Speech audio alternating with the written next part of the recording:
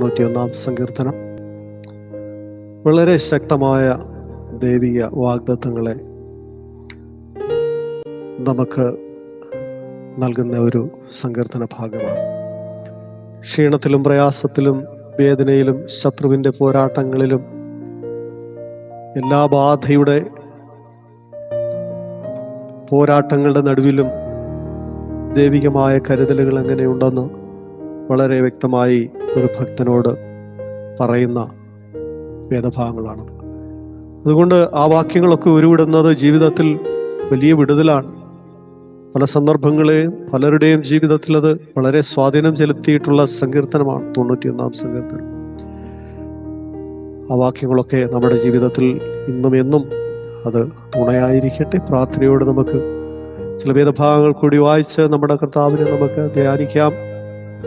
116 സങ്കീർത്തനം,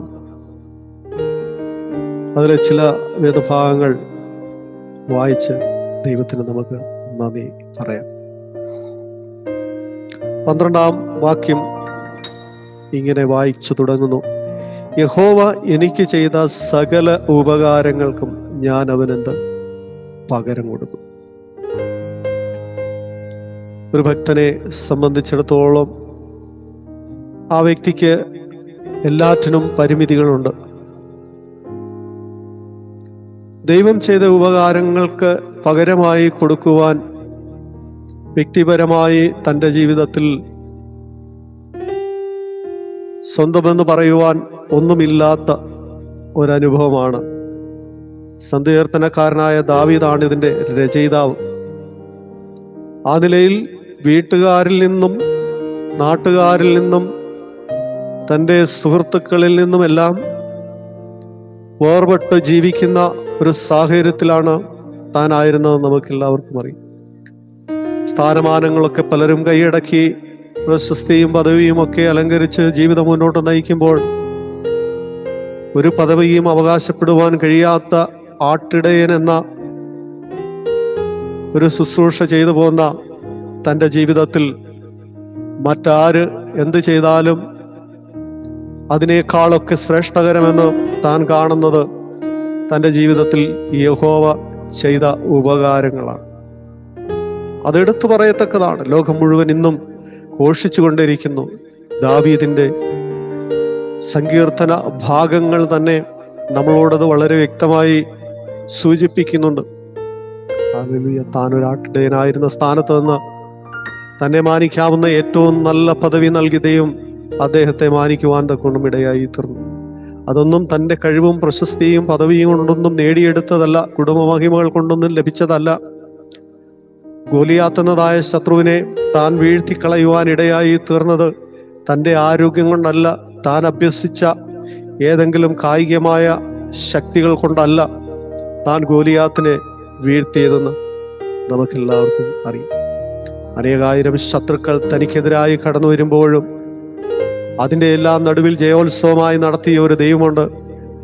ആ ദൈവം ചെയ്ത ഉപകാരങ്ങൾക്ക് ഞാൻ അവനെന്ത് പകരം കൊടുക്കുമെന്നാണ് സങ്കീർത്തനക്കാരൻ ഇവിടെ ചോദിക്കുന്നത്. എന്തൊക്കെയാണ് ദൈവം തനിക്ക് ചെയ്ത ഉപകാരങ്ങളെന്ന് 8 വാക്യത്തിൽ നമുക്ക് കാണാൻ കഴിയുന്നുണ്ട്. അവൻ്റെ പ്രാണനെ മരണത്തിൽ നിന്ന്, അവൻ്റെ കണ്ണിനെ കണ്ണിയിൽ നിന്ന്, അവൻ്റെ കാലിനെ വീഴ്ചയിൽ നിന്ന് രക്ഷിച്ചിരിക്കുന്നു. ഈ ലോകത്ത് ആർക്കും കൊടുക്കുവാൻ കഴിയാത്ത ഒരു സംരക്ഷണം തനിക്ക് ലഭിച്ചത് ദൈവത്തിൽ നിന്നാണെങ്കിൽ ആ ദൈവത്തെ നന്ദിയോടെ സ്തുതിക്കുവാനും മഹത്വപ്പെടുത്തുവാനും താൻ ആവോളം ശ്രമിച്ചിട്ടുണ്ടെങ്കിലും അതൊന്നും പോരാ ദൈവം ചെയ്ത ഉപകാരങ്ങൾക്ക് എന്ന് തനിക്ക് വളരെ വ്യക്തമായി തന്നെ അറിയാം. അതുകൊണ്ട് താൻ തന്നെ ചോദിക്കുകയാണ്, ദൈവം എൻ്റെ ജീവിതത്തിൽ ചെയ്ത ഉപകാരങ്ങൾക്ക് ഞാൻ അവൻ എന്ത് പകരം കൊടുക്കും? എന്താണ് എൻ്റെ കയ്യിൽ സ്വന്തമെന്ന് പറയുവാനുള്ളത്?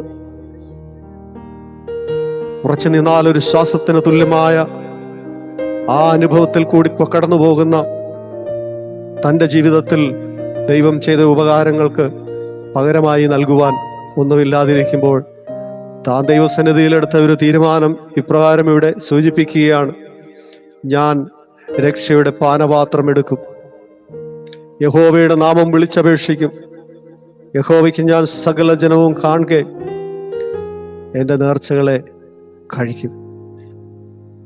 ആശക്തമായ തീരുമാനം മാത്രമാണ് തനിക്ക് തുറന്നുള്ളതായ നാളുകളിൽ ദൈവത്തിന് വേണ്ടി ചെയ്യുവാൻ കഴിയുന്നതെന്ന് തനിക്ക് അറിയാവുന്നത് കൊണ്ട്, മറ്റൊന്നും ദൈവത്തിന് കൊടുക്കുവാനില്ലാത്തത് കൊണ്ട് താൻ വളരെ ശക്തമായ ഒരു നിലപാടിലേക്ക്, തീരുമാനത്തിലേക്ക് എത്തിച്ചേരുകയാണ്. ഇന്ന് നാം നമ്മിലേക്ക് തിരിഞ്ഞു നോക്കുമ്പോൾ, പ്രിയ സഹോദരങ്ങളെ, നമ്മളൊക്കെ ഇത്ര ക്ഷേമത്തോടെ, സന്തോഷത്തോടെ, സമാധാനത്തോടെ ഇവിടെ നിർഭയം വസിക്കുമാറാക്കിയ ആ നല്ല ദൈവത്തെ, നമ്മുടെ പ്രാണനെ മരണത്തിൽ നിന്നും, നമ്മുടെ കണ്ണിനെ കണ്ണിയിൽ നിന്നും, നമ്മുടെ കാലിനെ വീഴ്ചയിൽ നിന്നും വിടുവിച്ച ആ നല്ല ദൈവത്തെ നന്ദിയോടെ സ്തുതിച്ചു പാടുവാൻ മാത്രമേ ഇപ്പോൾ നമുക്ക് ഈ സാഹചര്യത്തിൽ പറ്റുകയുള്ളൂ. ദാവീദ് എടുത്തതുപോലെ ഒരു നല്ല തീരുമാനം എടുത്തുകൊണ്ട് നമുക്കൊക്കെ ജീവിതം മുന്നോട്ട് നയിക്കുവാൻ കഴിയുന്നെങ്കിൽ അതാണ് ദൈവത്തിന് പകരം കൊടുക്കുവാൻ കഴിയുന്ന ഉപകാരം എന്നുള്ളത്. ആമേൻ. അതുകൊണ്ട് ദൈവം നമ്മുടെ ജീവിതത്തിൽ ചെയ്ത ആ വിടുതലിനെ ഓർത്ത് നന്ദിയോടെ കർത്താവിനെ സ്തുതിക്കുകയും ആരാധിക്കുകയും മഹത്വപ്പെടുത്തുകയും ആ ദൈവനാമഹത്വത്തിന് വേണ്ടി ശുശ്രൂഷിപ്പാനും ദൈവരാജ്യത്തിന് വ്യാപ്തിക്ക് വേണ്ടി കൊടുക്കുവാനും ജീവൻ തുടർന്നുള്ളതായ ജീവിതം മുഴുവൻ ദൈവത്തിനായി സമർപ്പിച്ചുകൊണ്ട് ജീവിക്കുവാനും നാം തയ്യാറാകുമ്പോഴാണ് നമ്മുടെ ജീവിതം ധന്യമായി തീരുവാനിടയായി. അതുകൊണ്ട് ദാവീദ് എടുത്തതുപോലെ നമുക്കൊരു വളരെ ശക്തമായ തീരുമാനത്തിലേക്ക് ഇന്ന് രാത്രിയിൽ എത്തിച്ചേരാം. ഞാൻ രക്ഷയുടെ പാനപാത്രം എടുക്കും, യഹോവയുടെ നാമം വിളിച്ചപേക്ഷിക്കും. യഹോവയ്ക്ക് ഞാൻ എൻ്റെ നേർച്ചകളെ സകല ജനവും കാണുക, അവൻ്റെ സകല ജനവും കാണുക കഴിക്കുമെന്ന് നമുക്ക് വളരെ ശക്തമായ ഒരു തീരുമാനത്തിലേക്ക് ആമേൻ നമുക്ക് എത്തിച്ചേരുവാൻ രാത്രിയിൽ കഴിയട്ടെ. ഹല്ലേലൂയ. പ്രധാന ചില കാര്യങ്ങൾ കൂടി അവിടെ പറയുകയാണ്. നീ എൻ്റെ ബന്ധനങ്ങളെ അഴിച്ചിരിക്കുന്നു, ഞാൻ നിനക്ക് സ്തോത്രയാഗം കഴിച്ച് യഹോവയുടെ നാമം വിളിച്ചപേക്ഷിക്കും. യഹോവയുടെ ആലയത്തിൻ്റെ പ്രാകാരങ്ങളിലും യെരൂശലേമേ നിന്റെ നടുവിലും ഞാൻ യഹോവയ്ക്ക് എൻ്റെ നേർച്ചകളെ അവൻ്റെ സകല ജനവും കാണുക കഴിക്കും. യഹോവയെ സ്തുതിക്കും. ദൈവം ചെയ്ത ഉപകാരങ്ങൾക്ക് ഉള്ളിൽ അധരബലമെന്ന സ്തോത്രയാഗം അർപ്പിച്ചൊതുങ്ങിക്കൂടുവാനല്ല സ്വർഗത്തിലെ ദൈവം നമ്മളെ കുറിച്ച് ആഗ്രഹിക്കുന്നത്. അവൻ നമ്മളെ വിടുവിച്ചതായ വിടുതലുകളെ സകല ജനവും കാണുക.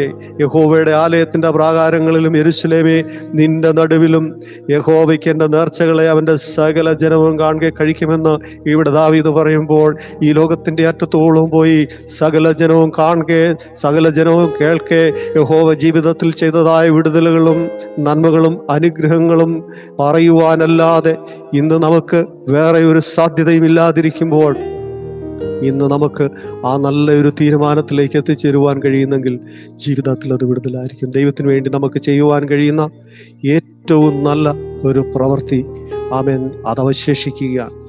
അത് ഉപേക്ഷ കൂടാതെ, അലംഭാവം കൂടാതെ, നിർബന്ധത്താൽ ചെയ്യുവാൻ നാം തയ്യാറാകുമ്പോൾ ദൈവനാമ മഹത്വം എടുക്കുവാൻ തക്കൊണ്ടിടയായിത്തീരും. നമ്മൾ കൂടിയുള്ളതായ ദൈവിക പദ്ധതികൾ നിറവേറുവാൻ തക്കൊണ്ടിടയായിത്തീരും.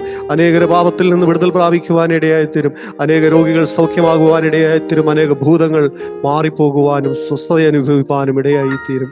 ആ നിലയിലേക്ക് ദൈവം നമ്മളെ ഉപയോഗിക്കേണ്ടതിന് ദൈവം ചെയ്ത ഉപകാരങ്ങൾക്ക് പകരമായി നമുക്ക് ചെയ്യുവാൻ കഴിയുന്നതായ കാര്യങ്ങളെ വളരെ ശക്തമായും വ്യക്തമായും ദൈവരാജ്യത്തിന് വേണ്ടി ചെയ്യുവാൻ കഴിയേണ്ടതിന് നമുക്കൊരു നിമിഷം കണ്ണുകളടച്ച പ്രാർത്ഥിക്കാം. ഞങ്ങളെ അളവ് കൂടാതെ സ്നേഹിക്കുന്ന സ്വർഗീയ പിതാവേ, നല്ല തിരുനാമം വാഴ്ത്തപ്പെടും.